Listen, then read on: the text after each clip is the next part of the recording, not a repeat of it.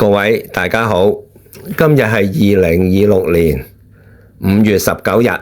今日想同大家講嘅主題就係世間萬事萬物皆有定數。大家睇下呢一幅圖係喺我另外一個 YouTuber 伍侯哥嘅片嗰度 cap 出嚟嘅。我睇新聞報道就係話蕭慧堅係喺兩座大廈之間一條臨時嘅木板通道上面跌落嚟，所以就死咗嘅，人就走咗啦。但係呢一件事其實係可以避免到噶，最大責任當然就係喺翻蕭慧堅自己嗰度啦。喂，你咁多物業，借咗條街咁多空中釘，唔 Q 還，而家俾人申請破產，就以我哋同佢做嘅按揭為例啦，佢喺灣仔一個鋪啦，除咗銀行之外，出咗事之後，我哋睇翻，竟然有成10個按揭喺度嘅，我哋係排第3啊，我哋係住得非常之快嘅，跟住捉佢出嚟講數，佢竟然同我哋講話排第2嗰一個呢係老友記嚟嘅，佢可以掹起佢。其實當時我好嬲噶，我係想打佢啊，但係俾我拍檔撳住啫。原因唔係乜嘢啊，係我拍檔同我講，我未必夠佢打。咁其實都係嘅，因為佢成日送貨啊，擔抬啊咁樣。雖然成70歲人啫，年紀大過我，但係應該我都係唔夠佢打嘅。但係當時我真係嬲得好緊要啊。咁好啦。當時就爭我哋唔係好多啫，300個啫。問佢幾時可以搞得掂？咁大家傾咗2個月之內還清我哋條數，我哋都心裏有數噶啦。因為個鋪市同物業市道咁樣冧落嚟呢，係翻唔到轉頭嘅，唔會上翻去噶啦。大家唔好俾佢呃到話佢冇錢啊！又話乜嘢幫個仔還賭債啊？呢啲咁嘅嘢我哋係唔信嘅，因為之前佢賣咗幾件嘢嘅，但係啲錢唔知去晒邊啊！口講就無憑，叫佢簽低一張咁嘅嘢，2個月之內還清啦，即係1個禮拜大概還40萬到啦。但係你估呢300個我哋追咗佢幾耐呢？我哋差唔多係每個禮拜要走上去寫字樓嗰度揾佢，坐成個下晝，每次都係擠牙膏咁樣啊，擠翻10萬銀俾我哋咋。咁我拍檔就計過條數，上咗去成30幾次。我哋係坐喺會議室嗰度等佢嘅，同埋打電話俾佢嘅。咁佢都翻過嚟1、2次嘅，翻嚟做乜嘢啊？攞文件咯。佢啲嘢就亂咁擠嘅。咁我見到佢會議室裏邊呢，有幾個紙皮箱，裏邊一沓一沓嘅告票啊。可想而知呢條友仔借咗幾多空中釘冇還到呢？佢全盛嘅時候呢，有成60個物業。如果佢每個物業都走去借成咁多空中釘嘅話呢，佢啲錢翻嚟呢，好過將啲物業賣咗佢啊！後來我都收到風，所有借個錢俾佢啲財仔呢，有一晚就同佢開會，就喺利舞台上邊一間酒家度開會啊！聽講有成10個財仔咁多嘅，但係佢都係好奀皮啊，都係軟皮蛇啦。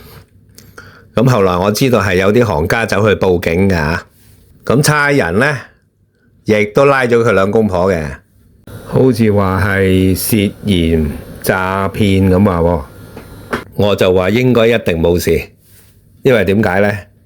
記唔記得上次我講食碗面反碗底嗰個故事啊？大家有冇睇呢一集？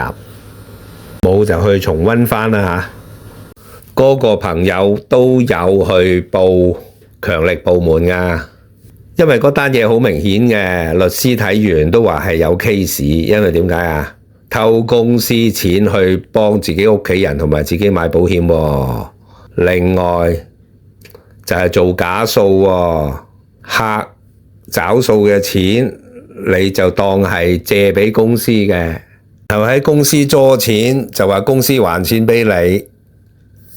喺好多嘅法例裏邊咧，呢個擺到明係一個盜竊罪嚟噶嚇。咁我朋友就走去揾呢個強力部門啦，當然係同埋律師一齊去啦。咁強力部門咧，亦都好重視呢件事啊，落咗好多次口供，反反覆覆，咁啊搞咗好耐，又收集證據，會盤問對方啦嚇。咁但係搞咗好耐之後，得出嚟嘅結果就係話 sorry 啊，律政司話唔告喎。我最記得以前咧，後生嘅時候咧，就去區域法院聽過一次審案。嗰單嘢咧就係有個士仔行下街，咁差人咧就覺得個形跡可疑啊，搜身喺個身嗰度咧搜咗2個咖啡杯出嚟。咁原來佢係喺茶餐廳做侍仔嘅，佢就偷咗2個咖啡杯。到最後你估個官點判咧？判佢坐7日監。佢就話呢個侍應啊，係破壞咗僱主對佢嘅信任喎，係一個好嚴重嘅罪行嚟嘅，所以就要判佢坐監。嗱，以前香港係咁樣噶，你偷錢，你偷1蚊都係偷，都係有罪。差人亦都唔會放過你嘅，都會告你拉你嘅。但係而家香港唔同晒噶啦，因為香港地而家越嚟越唔適合做生意噶啦。我最記得係有人講過話三權要合作啊嘛。咁你知唔知咩叫3個和尚冇水食啊？好似阿蕭呢單嘢咁樣咧，一個物業可以借成10案，其他嗰啲我唔知啦，我淨係講我哋同佢做嗰個物業啦。而每一個 loan agreement 上邊亦都肯定會寫到明，你除咗銀行之外，你係唔會有其他按揭嘅。咁換句話講，你呃咗咁多間財仔，咁係咪犯法呢？點解差人唔做嘢呢？好簡單啫，就係第一，阿 Sir 好忙啊；第二，阿 Sir 唔係同你哋追數噶嘛。第三，就算阿 Sir 真係拉咗佢，可能律政司都話唔告呢，咁何必嘥大家時間呢？啱唔啱啊？所以阿蕭呢單嘢呢，拉咗佢2公婆咁耐呢，都完全冇下文。我都知道呢係唔會告噶啦。於是當事人就會覺得，唉，甩爛啦，搞乜掂，食碗麵，得閒冇細藝，咪又揾啲嘢搞下咯。嗱，我唔係想消費往生咗嘅人啊，但係阿蕭個人係咁噶。你哋知唔知咩叫扭紋柴啊？佢就係扭紋柴嚟噶吓。所以今次其實個責任除咗阿蕭之外呢，香港嘅執法部門同埋司法部門呢，亦都係責無旁貸嘅。你拉咗佢，告佢，咁咪冇事咯。點解查咁耐都唔做嘢啊？同一個物業借咁多空中釘，仲要借成10間財仔咁多喎。你哋嘅調查工作有啲咩咁大困難呢？我真係想知啊！睇一睇阿蕭偉堅個八字，正所謂若知其人富，就財氣通門戶啊嘛。咁你睇佢身強財旺，絕對唔會話係一無所有噶。有錢人嘅格局就係有錢人嘅格局，所以話佢要偷偷地做生意以逃翻身啊，或者係維持生計咧，絕對冇可能嘅。佢繼續要做，只不過係唔能夠脫離佢以前嗰個生活模式啫，所以搞出一單咁嘅嘢。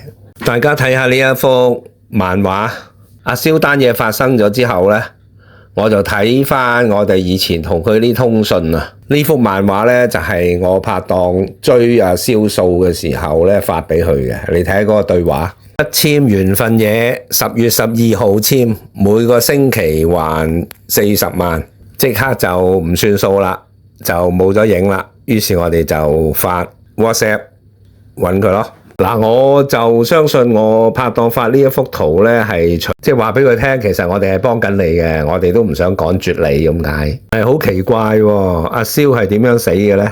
呢幅圖咧就係話有一個人踢佢前邊企喺一塊木板上面嘅人，係咪好巧合啊？嗱，我係一個相信術數嘅人嚟嘅，亦都知道世間萬事萬物咧係有一個像數喺度嘅。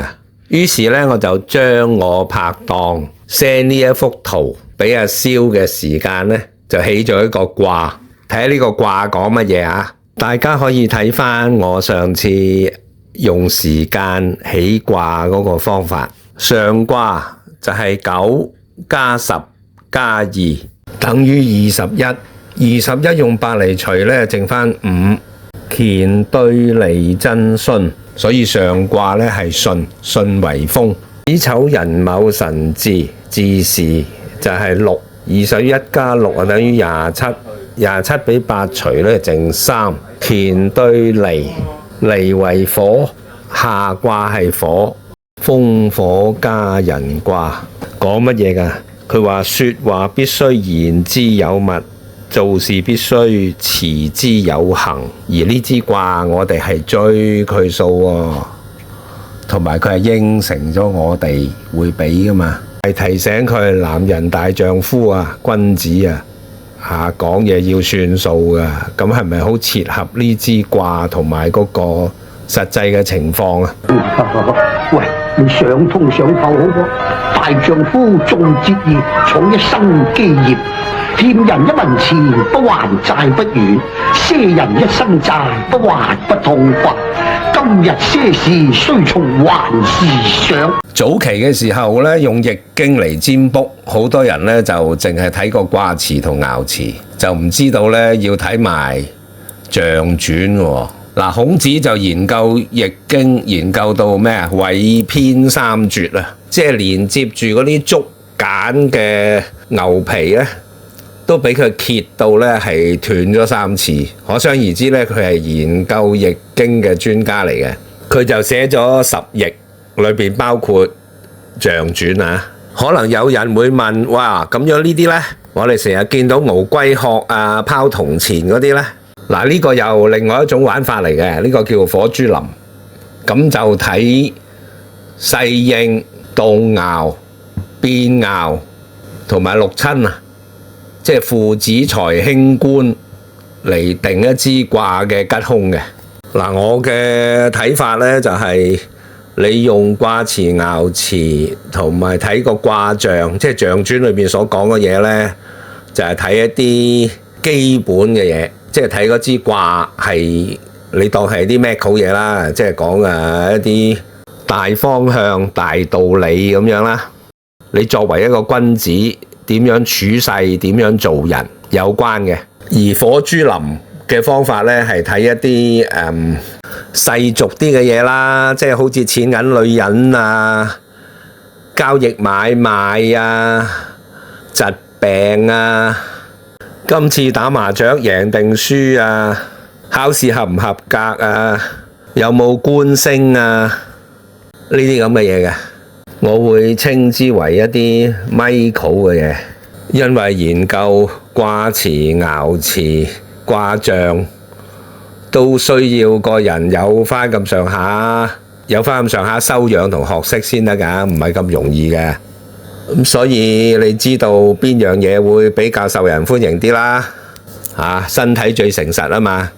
後世就以火珠林為世人接受多啲啦。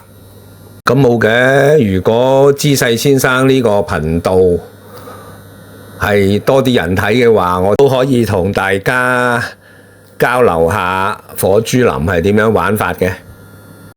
而家講翻今日嘅主題先，用翻我拍檔 send 個 message 俾阿蕭嗰個時間。咁壬咧就係9數啦，加10月嘅十同埋二日嘅二，呢個係中國嘅曆法啦，唔好用咗新曆啊。咁同埋字呢，就係個數係6， 9加10加2加6就等於27。嗱，爻嘅數呢，係好似上樓梯咁嘅，最底下嗰一爻係1爻，然後先2同埋3，最頂嗰一爻呢係第6爻。27俾6嚟除，餘數係3，於是得出個動卦就係第3爻。嗱，爻嘅數目咧係由下邊數上去㗎嚇，下邊係第1爻，跟住係2爻、3爻。原來之卦叫風火家人啦，咁第3爻動就陽變陰，陰變陽，就變咗做咩啊？風雷益。風雷益個卦象講咩呢？我哋睇一睇象傳點講。君子以見善則遷，有過則改啊！呢句說話係結論嚟噶嘛？點解可以得出呢個結論呢？就由卦象嗰度推出嚟嘅。佢個邏輯係咁樣噶，大家睇一睇。我哋知道你喺度做緊啲乜嘢，但係你收手啦，唔好再搞落去啦，唔會有好結果噶。幅圖就唔係我 send 俾阿蕭噶啦，係我拍檔 WhatsApp 俾佢噶啦。咁當時我拍檔心裏邊諗緊啲乜嘢呢？似乎係言行一致嘅，就係叫佢收手啦，唔好再搞啦。搞啲乜嘢呢？我就唔想畫公仔畫出腸，因為佢人就已經走咗啦。咁而家佢搞嗰樣嘢呢，基本上係大功告成啊！因為有關部門呢，好大可能不作為啦。因為我都講過啦，以前即使你攞一啲好充分嘅證據，而有關執行嘅部門係作出調查，遞咗上律政司嗰度，律政司都話唔告嘅，咁阿蕭呢單嘢有好大嘅可能呢，係真係唔會告佢噶。借錢俾阿蕭嗰啲行家呢，係損失好慘重嘅。咁阿蕭你仲搞咁多嘢做咩呢？你又唔係等開飯，終於累死自己啊！仲要喺塊板上面跌落嚟，就好似呢幅圖咁樣啊！所以世間萬事萬物呢，都離唔開一個規律嘅。我哋可以透過一啲象數理占嘅方法嚟觀察到佢哋嘅。咁今集嘅內容就講完啦，多謝各位收睇。